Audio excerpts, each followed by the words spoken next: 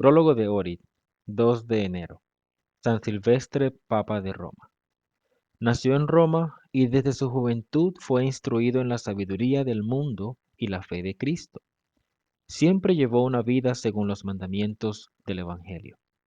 Se benefició mucho de las enseñanzas del sacerdote Timoteo, en cuyo martirio por la fe él mismo estuvo presente.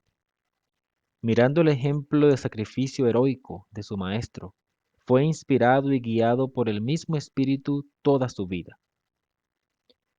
A los 30 años llegó a ser obispo de Roma y corregía las costumbres de los cristianos.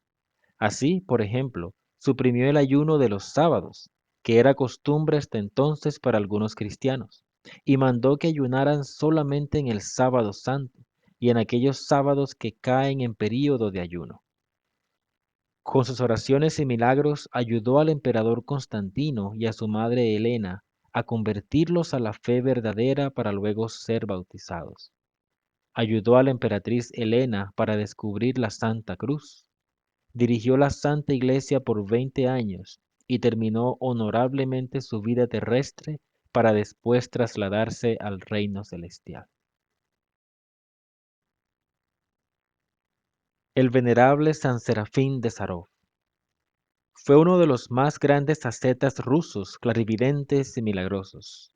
Nació en el año 1759 y entregó su alma a Dios en el año 1833.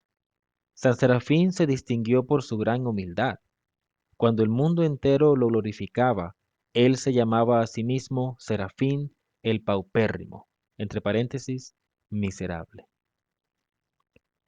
Santa Teodota, madre de los santos hermanos Cosme y Damián, Anárgiros y Taumaturgos. Vivió una vida agradable a Dios y de esta manera educó a sus hijos. El venerable San Amón, gran asceta del siglo V, fue el abad del monasterio Tavenicioto en el Egipto superior. En ese monasterio vivían 3000 monjes, una vida ascética bajo su dirección. Poseía abundantemente la gracia de hacer milagros y del discernimiento.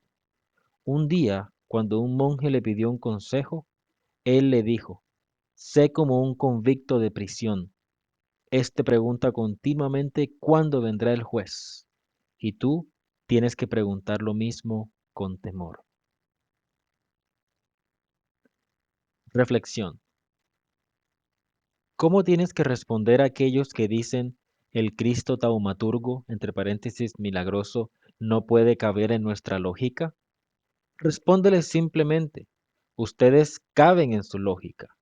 En su lógica cabe toda la eternidad y toda la nobleza del tiempo.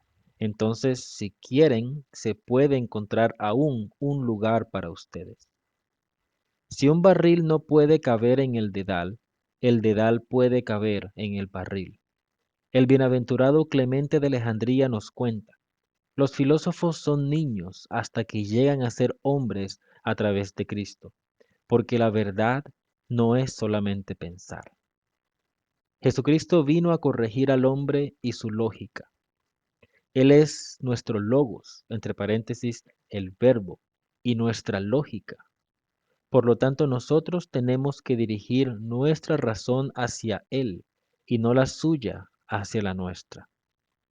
Él es rectificador de nuestra razón. El sol no se regula con nuestro reloj se regula con el sol. Contemplación. Contemplar al Señor Jesucristo como el Verbo divino, entre paréntesis, logos. Número 1.